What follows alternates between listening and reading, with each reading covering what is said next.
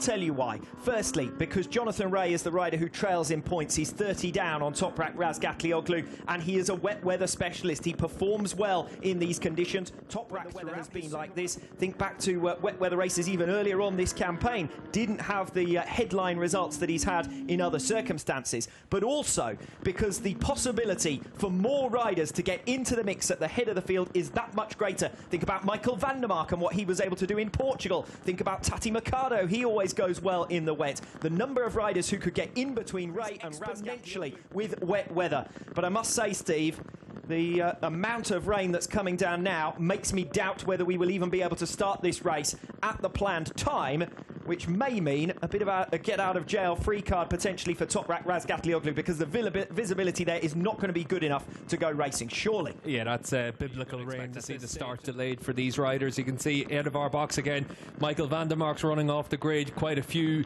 people making their exits from the grid now as well, and you can see as Toprak makes his way to the grid, just these conditions aren't going to be possible to start the race on time.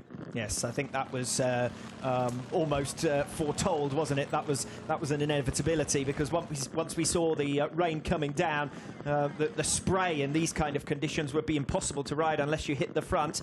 So Razgatlioglu with a little bit of pre-race acrobatics to scale the pit his way back into the garage, which means we can continue to build up what is going to be a fascinating World Championship encounter.